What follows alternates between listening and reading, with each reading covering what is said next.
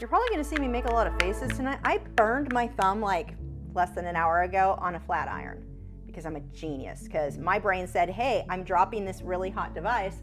I should catch it as it's falling. I don't know why our brains tell us to do stuff like that, but that's what happened, and it's a minor burn. It's no big deal, and it's in the stupidest location, and if I bend my thumb, I feel like I'm going to pass out. Like, it's weird how bad it is. So anyway, it's all bandaged up, which I wouldn't normally put a Band-Aid on a burn, but I have to keep my thumb from bending so I don't, like, God, this is so dramatic for a thumb burn on a flat iron. Anyway, that's going to be fun tonight because I can't bend that thumb, so I don't know how I'm going to hold the brick. Well, we're going to get creative. So tonight we're going to be painting Zombie Snail, and this is going to be done in Inktense. Tonight I'm working on 140-pound watercolor paper, and it is taped down with an acid-free pH-neutral tape, because if you use like a blue painter's tape, regular masking tape, that leaves residue that is not pH-neutral, is not acid-free. No matter what medium you're working on, that could cause yellowing of the paper and degradation of that over time, over the years. So if you're not using an acid-free tape like this,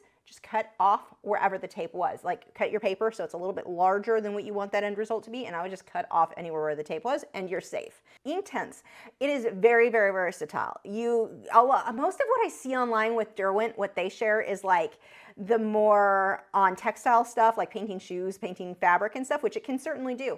I like to use it for other purposes, which I'm going to show you. Although Derwent, funny story, Derwent, I think Derwent India official, they tagged me in somebody else's work and said it was mine. No, it's not mine. That is not. Good try. I don't know who they have working at Derwent lately, but I have questions. Anyway, moving on. So just to show you a couple of examples, like this was done with Inktense. I've got the tutorial. This is for you over on Patreon. The full tutorial is there, or the shorter version is here on YouTube. So you can get something that looks very, very realistic, much more so than what I'm going to do tonight. Here's another one. Like, seriously, this medium is so fun to work in. And so even though it's not LightFast, and I don't sell my work unless it's somebody like with you guys where I'm saying, hey, not LightFast, just so you know if you buy this, but like I wouldn't just put it on my website because I don't want to risk somebody who doesn't understand that concept buying it. Very fast to get really awesome results. And then of course the tin that I did, if you buy the Derwent Inktense tins, this is the one for the pencil, and then the one for the turtle is the sea turtle. But the point is, it gives you can get some amazing, amazing results depending any style you want to go with. This medium is very versatile. So this one I'm going to do a little bit different than usual because I want this purple and teal splatter look in the background. But I don't want to lose my pencil lines, which you can't see yet. You'll see in just a moment. I may have to adjust the contrast as we get going. But what I'm going to do is first make an outline of black, which now it would be easier to think I'm just going to take the black pencil and I'll go around the edge. The problem is when I start painting, that black is going to smudge all over the place. So here's a couple of tips about Derwent, or not Derwent, Inktense, because that is Derwent. But with Derwent Inktense, it is permanent when dry. However, it depends on how you applied it. If it wasn't completely dissolved, so if I put the pencil, I am never going to get that completely dissolved when I add water. So every time I add water, I'm going to keep reactivating the bits of it that are like kind of chunky and stuck to the paper. So what I want to do is use these ones are the blocks, and I'm going to paint it on like you would with like a pan, is that the right word? Watercolor, I think that's the word I'm looking for. So I want to use I could go with a dark purple or a black, either is fine by me, and I don't even know where any of these colors are, so I'm gonna have to test a couple of them. Let's actually just pull this over here. This one looks like a dark, dark purple. I don't even know. I'm gonna have to go get a new blackout maybe. Let's try a few colors. Now, the palette is really challenging to find the color you want because you get into these dark areas and they all kind of look the same. So always have a scratch piece of paper. Yeah, that one is black. That is definitely black. And I am definitely going to have to fix the exposure on that in a bit. Okay, so we'll use that, and I'm going to, this brush looks good. This one is a number 6. This is just a round. This one I think is one that came as a set with other things. This might be the one that comes with the Faber-Castell water-soluble graphite pencils. So I'm going to use that, and I'll just wet that just like I would. Actually, it's this one here. I don't know if you can see how I'm loading that. It's just, here we go. I'm just adding water and mixing that with the brush onto that. And so now it's like a watercolor. a watercolor that happens to be ink. But I'm going to go ahead and outline everything on this one. Now, would I always outline things? No, not if I'm going with something more realistic, but in this case, it is not. We're cartoony, so we can have these heavy lines. This is really hard to do with keeping my thumb straight. I don't recommend bidding on this until the end to make sure I can fix anything that didn't come out right. I'm sure I can, but still.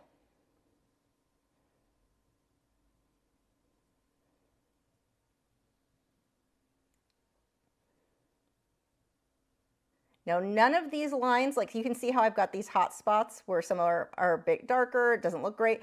I'm gonna go over all of this. None of this matters. What I'm doing is blocking this in so I can easily see where everything is going to go once I get my splatters in.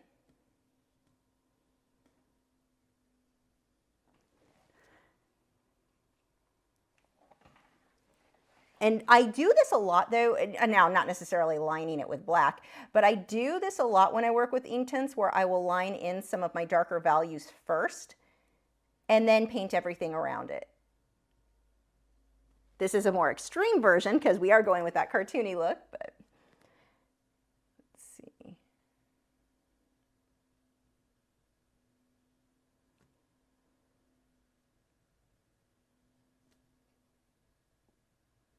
Remember, the harder you push, the thicker your line will be.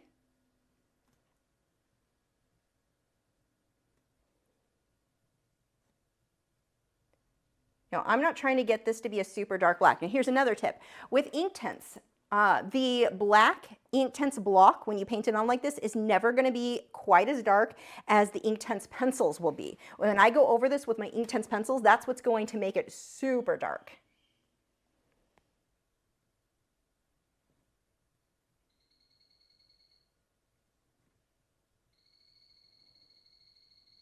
Which is a good thing these lines don't need to be super clean right now, because you wouldn't believe how hard this is to do with a straight thumb or semi-straight.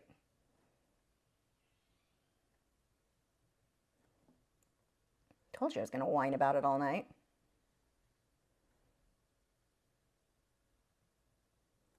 Okay. So there we go. We've got everything outlined. I'm going to rinse that brush.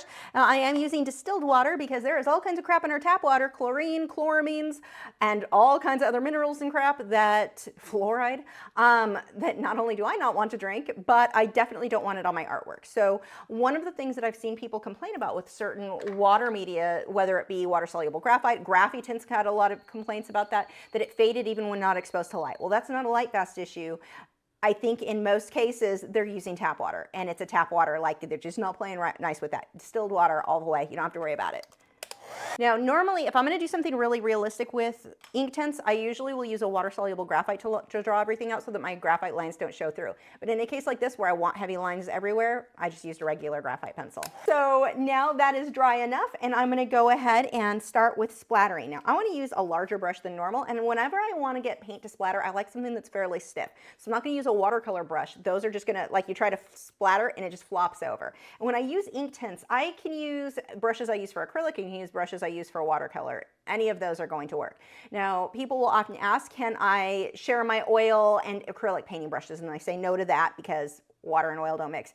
Watercolor and Inktense, I share those brushes, no problem. Watercolor, Inktense and my acrylics, if I want one of the brushes from acrylics, like this one here, share those, no problem.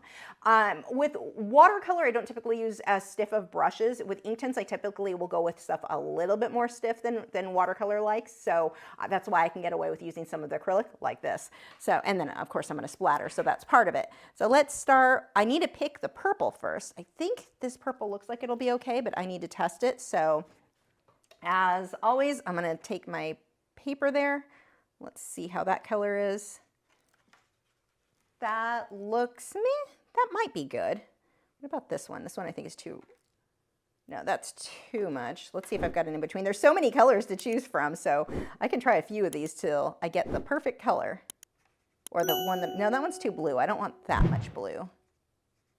That is black. And then we've got the burgundies. We've got some more purple over here. Let's try this one. I think it's more burgundy.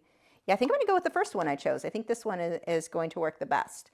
So I'm going to actually flip this around, and I'm just using the bigger palettes. The smaller ones don't always have these, but I'm using the big palette, the palette thing that it comes with, and you can just wipe that out with water. Like here, it's kind of muddy. There's a lot of color in there. So I'm just going to take a paper towel, get a little bit of water, and wipe one of these sections out.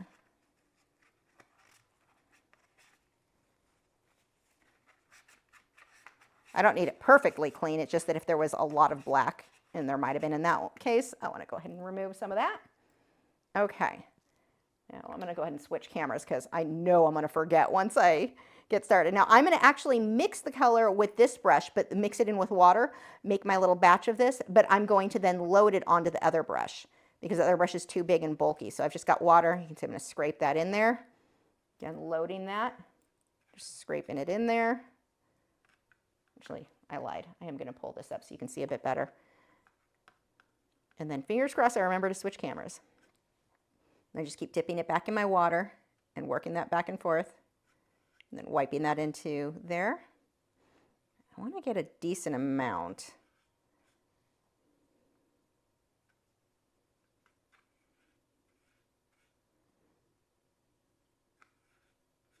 Now I am going to be splattering this right over the snail as well. I'm not going to be focusing it there, but I actually want some of these splatters to show through because it's going to create a bit more texture when I start painting everything over. So I'm okay with this showing up a little bit in the pumpkins. It just gives me the little bit of texture.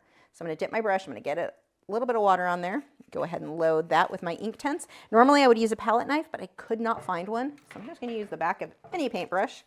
And we're going to splatter.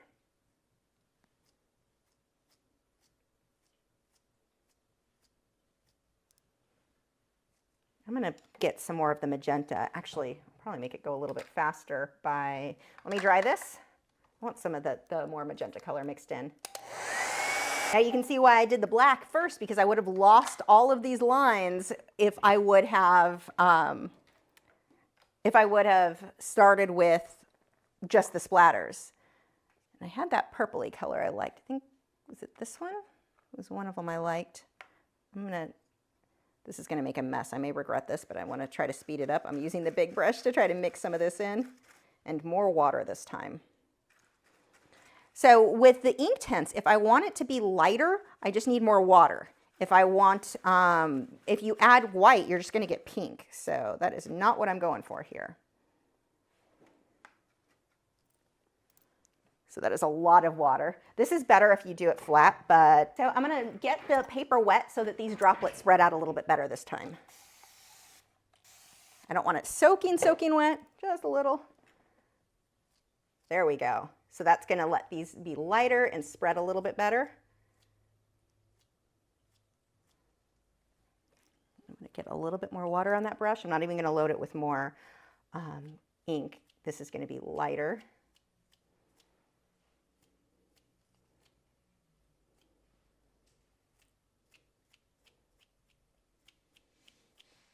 So there's a lot of water there where I'm getting that to be darker, or not darker, but more solid. I'm going to let that run a little bit by adding more water. And actually, I can lighten that by taking the paper towel over it. There we go.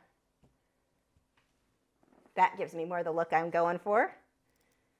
I need to fix, let me dry this, and I need to fix this because you can't really see the violet anymore. Hold on one second. Now, I didn't want to, while I fix the camera, I didn't want to let that just sit and dry on its own because the paper, it buckles and it would dry kind of buckled. It'll pull back into shape to an extent by being taped down, but it's still going to be pretty warped. By taking the hairdryer to it, it's back completely flat. It's very different than what that is showing. So we have the actual magentas and purples for the splatters. Now, I want to get a bit of teal in there. And let's pull that back up. Yeah, that just looks dirty now. Whatever. It's a night. I hit a point. I don't care. I mean, I sort of care. I'm going to pretend I don't care. Okay, let's get some teal. So first I have to find a teal. I just want a little bit. Maybe you? Let's find out. Where's my sample paper? Yep, that'll do it. So I'm going to do this one. I need to clean out one of these little sections again in the palette.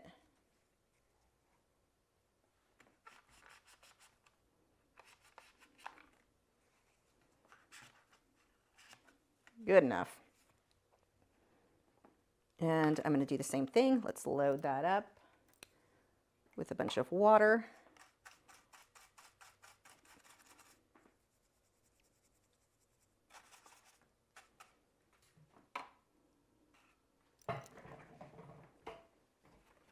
Oops, that was not the brush I was, whatever.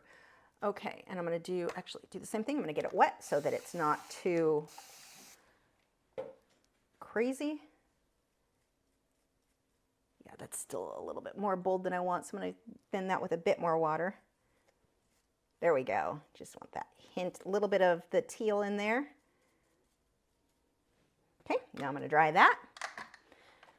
Now those bigger blotches, if you look at my samples, the blotches of paint are thicker and bigger, and the way that I would typically get that, I would want to lay that flat. I'm not laying it flat. If I do big blotches like that, it's going to kind of spread everywhere and run in order to get that look. But if you want that look, layers flat, and you can do bigger drops instead of just little splatters like what I've done.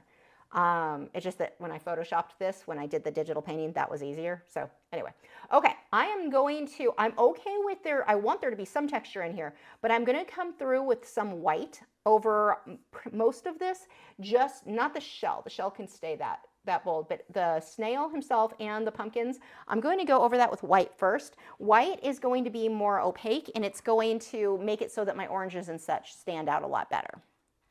Kind of. So let's start. I've got white over here, and I'm going to do the same thing. Let's load that with water. I can actually just pull this over here. So I'm just going to load that. And when it goes on extremely translucent. It dries opaque, which kind of messes with your head as you're working with it because it feels like it's not showing up. It will. Again, I'm okay with there being spots through. If I didn't want spots, my alternative could have been, like if I wanted to protect the snail, I could have used masking fluid and masked him out. But I want to keep some of that texture.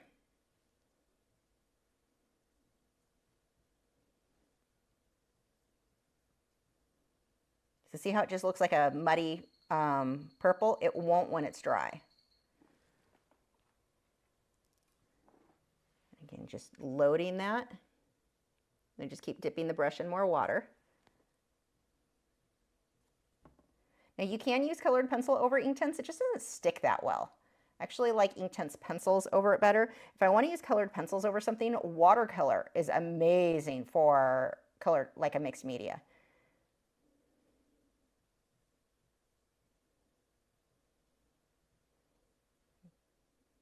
And I'm okay with there being a purple tint. I just don't want it to be quite as textured. I want lighter texture, more subtle.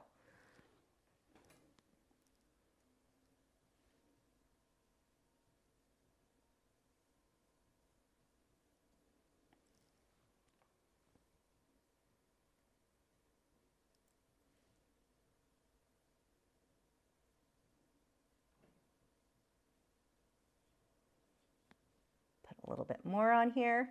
Now, if you use the Inktense pencils, the white, once you add water, it goes really translucent. It doesn't really make it opaque like the blocks do. So I'm going to dry that.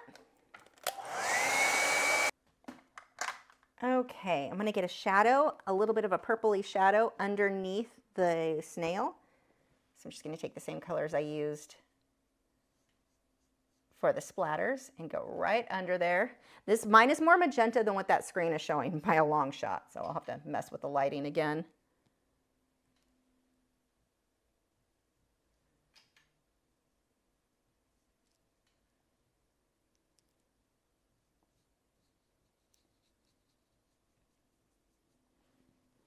I'm going to rinse that brush and just with water smudge that a little bit. Now here's a huge difference between Inktense and watercolor. With watercolor, I can pretty much indefinitely keep smudging that down. With Inktense, once it starts to set, it does not smudge. It doesn't reactivate like that.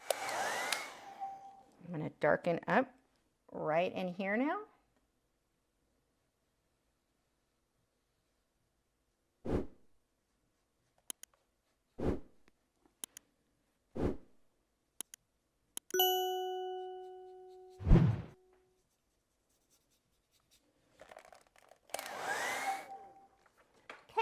Now notice here, now we're nice and white. So you wouldn't, when I was painting that, I bet you didn't believe it was really going to get that solid just from one layer. I could put more layers of white if I wanted even more. But see how I can see a little bit of the texture showing through? That's good.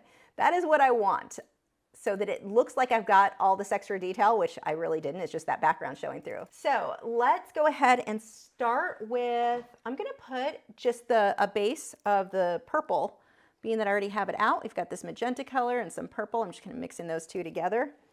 And I'm going to wash that over the entire shell. See what I mean by I wasn't really worried about my lines not being perfect earlier, why that didn't matter. Thank goodness. And again, that texture, that's totally fine for this. Darken that up a bit more. And I'm going to take some of that purple right around part of the eyes. And then I'm going to dry that because that is starting to buckle like crazy. Oh, good, and my tape is coming off. This is just a night of magic. We're going to go with that. It's Halloween-themed magic. Or inconveniences, whatever. Okay. Now I'm going to do I need like a brownish, grayish tone. Let me test some colors. So I'm going to take my handy little paper and let's see what we've got over here. I'm just getting base layers on everything. I'll do this shading. It's kind of too red. Maybe, let's see what color you are. Color are you? Better. Something between these and maybe black and white. I think I'm going to actually mix white in with it to get that grayish tone. So let's go ahead. And I can't tell you what colors these are because I have no idea. I just kind of test them on my paper until I get something that I'm like, yeah, sure. Good enough. Didn't I have black somewhere? Where did that go? I lost it. I think, was it this one? No. Was it this one? Yes. Come on over, black. So I'm mixing black, I'm mixing this brownish tone and some white, and this is going to give me this grayish color. Yeah, this should work. There we go. That is going to be my base color for the snail. That's going to dry a little bit different because I've got white mixed in with it. And anytime you have white, it gets lighter. So we'll see what that looks like when dry.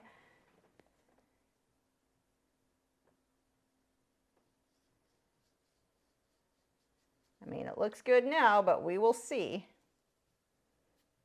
Okay, and while that's actually, no, I learned my lesson, paper buckles, and the camera froze. I will fix that in a second. Let me dry this. This is so, like, every time I work in Inktense, like, even though tonight has been, like, in the big scheme of things, not that big of a deal, but it's like all these little things keep going wrong tonight, and it's just still so much fun. So let's grab some orange. Like, there's just something about Inktense that is so enjoyable. And that's why, like, you guys know how picky I am about things being light fast. It is worth it to me to work in these. I just have so much fun every time. It's fast. The colors just make me happy. Great for sketchbooks.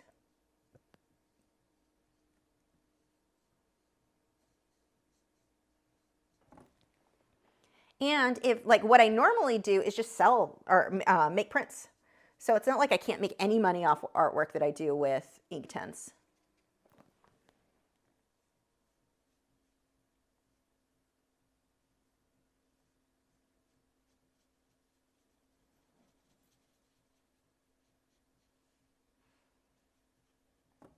There we go.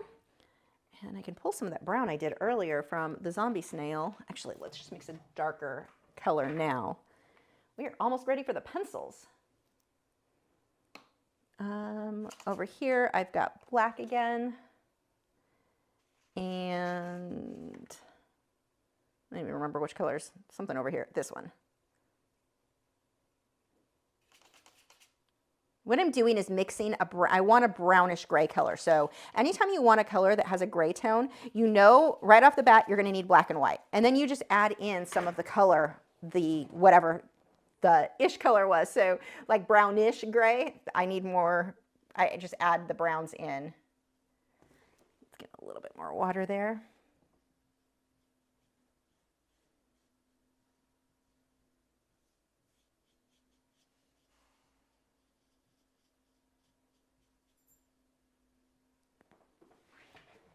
Okay, and I think I'm going to do all the shading really with the pencils from here. Let's dry that. Okay.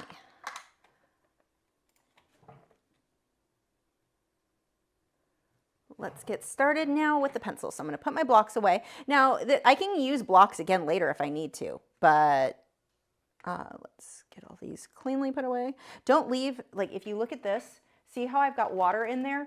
Don't leave any of your blocks sitting in the water. It'll make them dissolve. I'm actually going to soak a bunch of that up.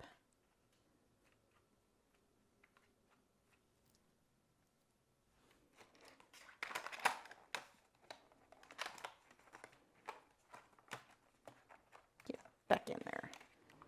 Okay, I'm just going to move these down.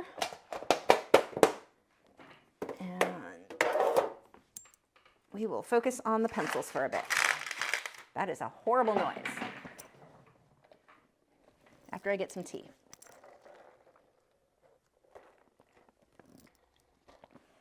Okay. I'm going to need a pencil sharpener, and let's start with really any of the darker blacks.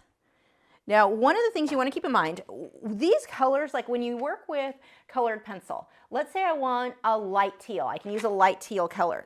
Actually, there is kind of an exception with this. The blue one is fairly light, kind of. But for the most part, most of these colors, when you add them, it just makes wherever you added it darker. It doesn't really go lighter. If I need lighter, I add white, and then the color over it, it works better.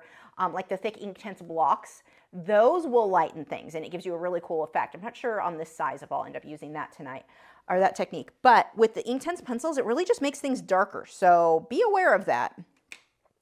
If you think you look at like the pinks and such, and it's not going to come out looking pink on that. It's going to come out looking dark burgundy. It's only pink if you add enough water, but that when you're going over other colors just doesn't work like this. So this is going to be the same thing as typically when working with watercolor, where you work from your lighter colors and then darken as you go. That's going to give you more control in the colors that you end up with. Here, because I've already got darks, anything I add on top is just going to be darker. These, I can tell you the colors I'm using because they actually are marked. So we've got ink black. Now, anywhere where you add the Inktense, like this is all blended out, so this isn't really going to reactivate much at all. You might get some minor color smudging, but it's pretty minor. These, with the pencils, when you've added your color and you blend it all out with your water, let it dry, even though they're marked as permanent, they will reactivate when you put water on it, because there's no way you're ever, when you apply the pencil or the block directly to the paper, there's no way you're going to blend out all those little chunks. So that is a huge reason that happens. And I'm going to go ahead and start cleaning this guy's lines up. Oh, so much nicer and cleaner. And I'm pushing pretty hard here because I want these to be nice and smooth and dark lines.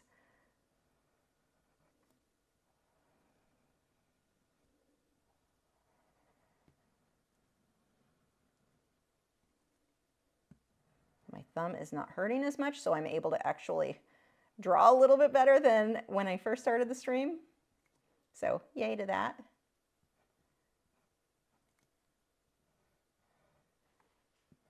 Mostly yay to less whining.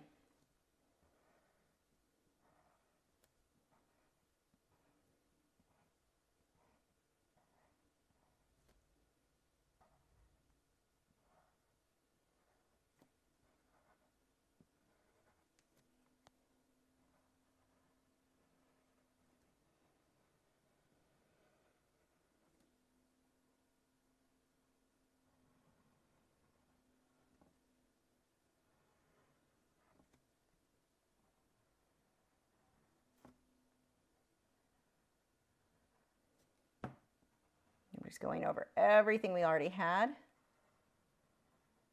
And see, that will get you to completely black. The pencil or the block, when you're painting it on, it's always going to be a little bit lighter. Did somebody say wine? Yeah, tonight might be a good night for that.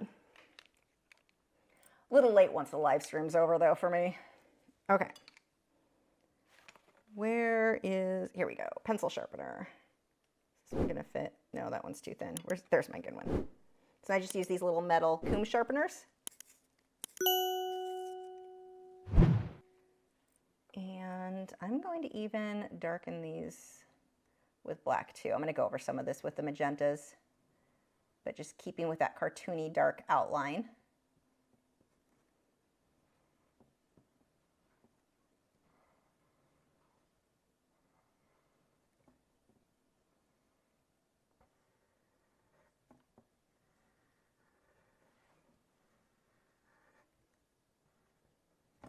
Okay, now let's start doing some of the shading. So let's see which purple I want to go with. I think you will look pretty. This one's more violet. I know it's not going to look violet for you guys.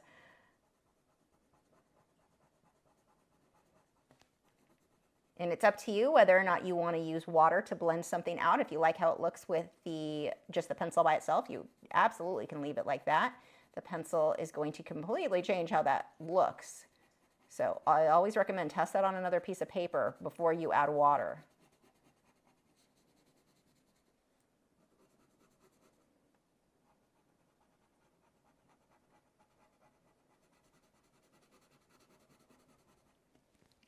And you can use, I don't have one over here, water brushes. Derwent makes the best water brushes. Theirs are my favorite, but I don't think I have any. Oh, I do. And it has no water in it. So we're not going to mess with that. I will just use the brush and dip it in water.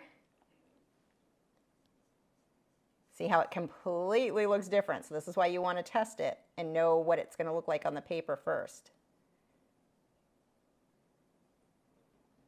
Remember that black is in there, so if I touch that, it's going to smudge out a bit. Ooh, that water is coming down hard out there. Oh, let's scoot you over so you can see.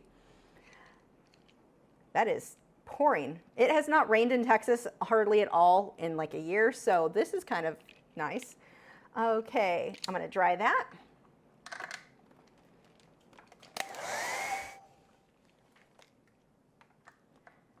Inktense and water-soluble graphite, the graphite aquarelle from Fabric Castell, these are two mediums that every time I use it, I just find myself with the stupidest grin on my face the whole time. Like, it's so much fun. Okay, we need to sharpen you. I don't know what it is. I mean, I like all my mediums I work in, but there's something about these that is just, maybe because I don't do them often enough.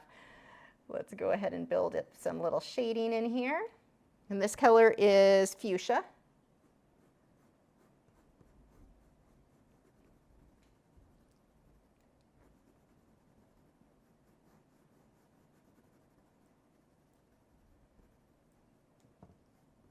I'm going to pull that other magenta color through as well.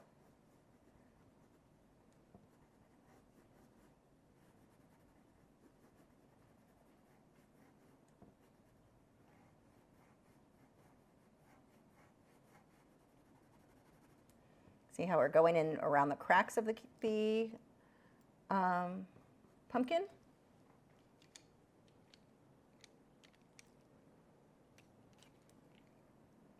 I'm going to take that more purpley color. This one is Thistle.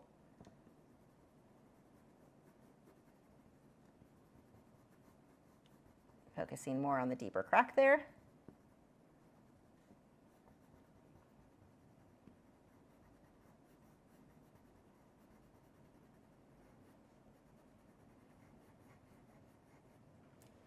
Okay. Now, same thing, I'm going to use a little bit of water. I'm going to start, actually, I take it back. I'm going to add some orange so that this blends into right up against the purples.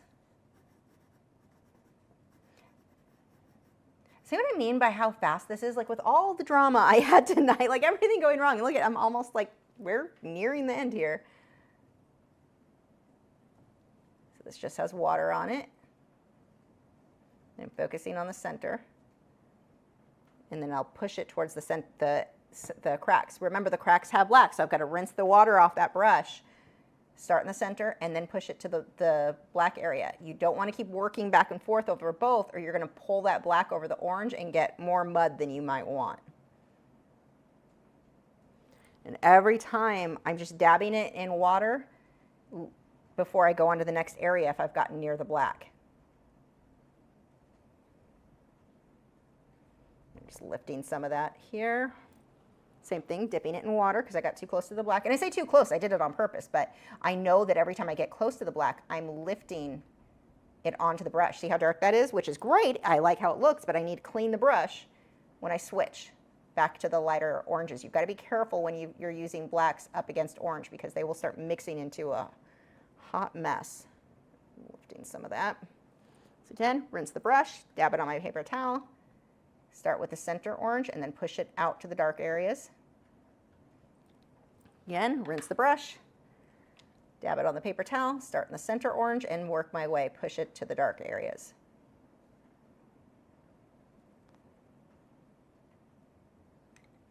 And I'm just going to pull that shadow out. I'm just going to let the wet paint there, or ink, spread out into the shadow. Okay, we're going to dry that.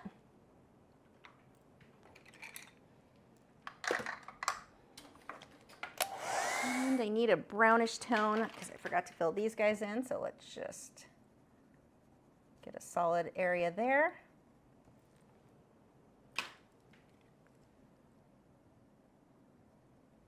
And blend that with the water. Whoops, that is running. That is a lot of lightning, which is slightly concerning for live streaming time. Okay, let's go ahead and start shading the shell. Same thing, I'm gonna use the same purples. Let's darken these edges. Can you guys hear that thunder? Oh my gosh, Bad Cow is being really good for how scared he is of thunder.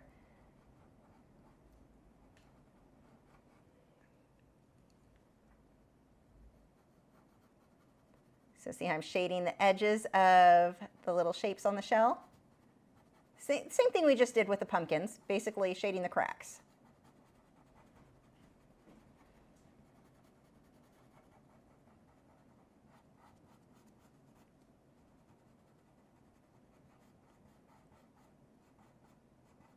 And here with the shell, if I go too dark anywhere when I'm blending it out, I don't care. And I don't even care if the black smudges out because the black with purple looks fine.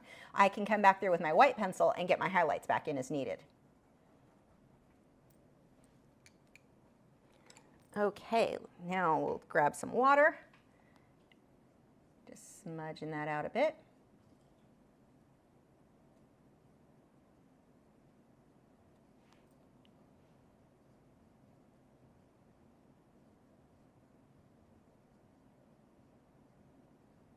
See how I'm not bothering to rinse in between because it doesn't matter if the black smudges with any of that purple.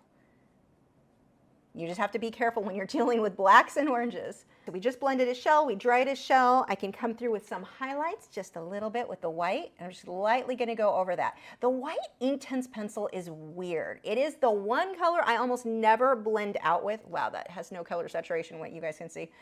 It's so much prettier in person. But it is the one color that I don't usually blend with water. You blend it with water, it disappears and it doesn't really come back. Like the white Inktense block, you thin it with water, you paint it, it goes on translucent, but it dries opaque. This one, once you add water, I feel like, I don't know if I'm just not getting it on as heavy, but it never really seems that, like it just disappears. A few highlights in here. Now let's shade our Zombie Snail. He needs kind of a grayish brown. Let me see if I can find something. You are being a very good cow. That was a pretty good thunder and you stayed down. I am impressed with you right now, sir. Okay, I don't know if any of these are going to be what I'm looking for. Actually, take it back. The first pencil I picked up looks perfect. This is dark chocolate. That looks pretty good. So we're going to do a little bit of shading around the edges here.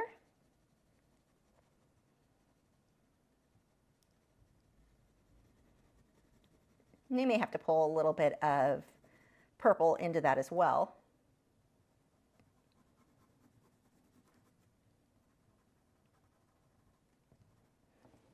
Let's see how it looks when I add water. It's pretty brown. Don't think it's going to need purple. Maybe black to gray it up. It actually has a nice purple tint to it. Remember my lesson about always testing your colors first? Yeah, I didn't test it first here, but it worked out.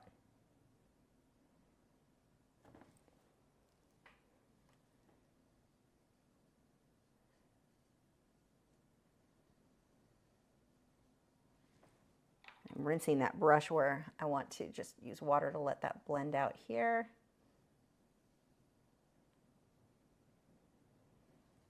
Okay, and let's dry that. paint, I'm gonna need to come back through with the black. See how it lightens anywhere where I went over? We lost that line, so we'll just take the black right over it, darken that up. And then let's get some highlights.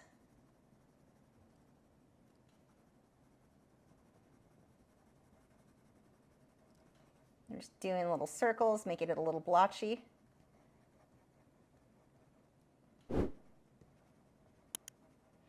Okay, let's take, oh wait, I need some more black. Let's clean that up here. And next, I don't know how this teal, I don't think that's gonna be light enough. Oh, the lighter blue actually was standing out better. Yeah, that's not gonna work. So the teal that I want on here, I'm gonna actually have to mix with the Inktense blocks and paint, or do it with colored pencil. Let's see if if I can get a colored pencil to stick, that's gonna be the easiest way. But if it doesn't, then I need to paint it on, which is turning out to be a challenge with my gimpy thumb. This looks like a nice color. Let's see if this shows. Wait, that might be too dark. So I'm looking through my Caran d'Ache Luminance because those are typically gonna be more opaque. Oh, this is a nice one. One of these two colors should work if it sticks. It depends on how much I have on there. Because I splattered this, I don't know how well it's gonna stick. It might stick better because it's not thickly painted on. But when you've got thick Inktense, colored pencil does not, it kind of sticks, but not super well. As far as being archival, I mean, it's fine there, but let's see. Oh, perfect. Okay, so this is actually working well. This is light malachite green. Yay, oh, and I didn't put the black first here.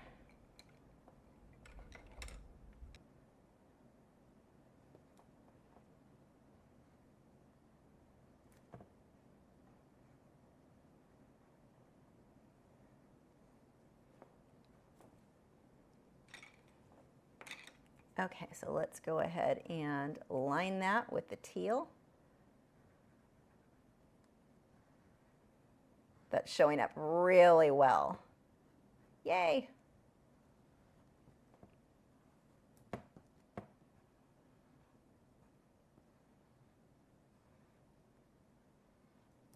Even if it is angering my poor thumb. It's much more vivid in person. I'll show you on the other camera in a moment here. I'm just going, I'm mostly staying on the outside of the black.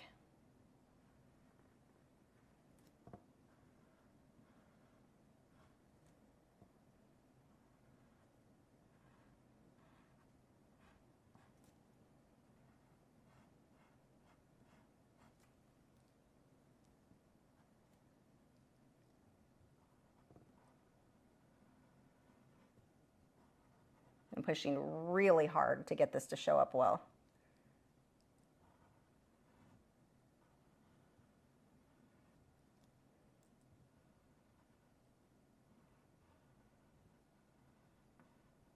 Now, anywhere where I've put the colored pencil, I do not want to put the Inktense on top. Inktense is water-based. Now you're not archival.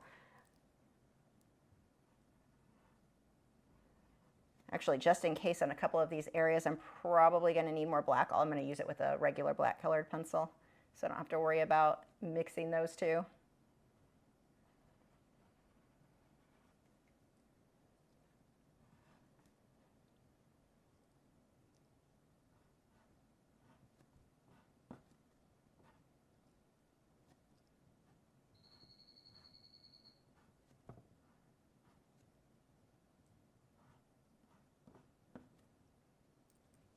Yeah, let me grab a black pencil really quick.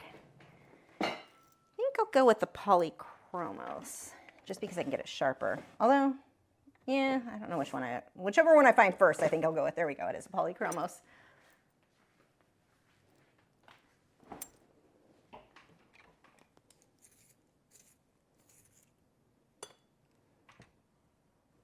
I'm just going to clean up a couple of areas, and the only reason I'm using black here instead of the Inktense is because I've already put the colored pencil with the teal on, and depending on where that is, if I layer the Inktense on top of that, I'm running into issues with longevity because that's a water-based product. And the colored pencils are not.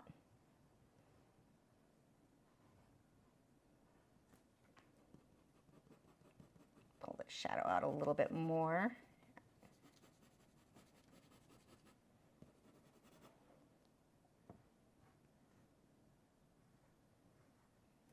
Wow, see, and this is what gets me. With all the hiccups I had tonight, he's already done. I mean, mostly. So I can take a couple of minutes and clean up some edges. Put some little zombie line eyes. He's got bags under his circle-y eyes, because, you know, zombie. It's a cartoon. It doesn't have to make sense.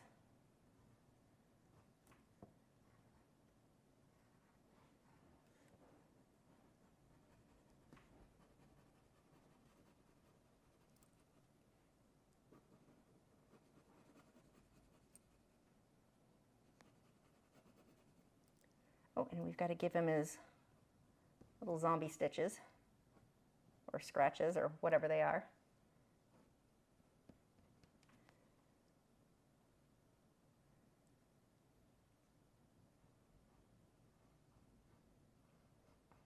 I'm still pushing really hard anywhere where I want this pencil.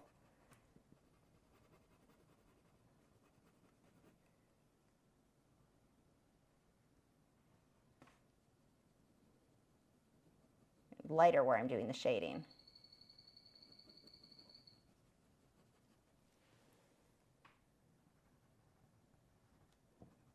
There we go. There is the finished Zombie Snail. Let me pull him over here so you can see the colors better.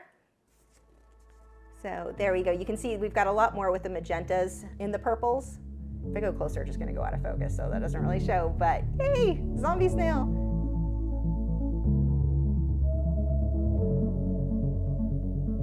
You want to learn to paint and draw, but you don't have any experience, or your drawing skills aren't that good? Join over 1,100 students and follow along with over 300 painting and drawing lessons. There are over 675 hours worth of lessons and new ones every week, just waiting to turn you into a master. The great thing about these classes are that you get to do them from your own home in your own time. If you're taking in-person classes, often it's very hard where you're either falling behind, you're trying to rush to keep up with other students, or you're working faster than the other students waiting for them to catch up to you. With my classes, there is no time limit. You can work at your own pace, whatever feels comfortable for you.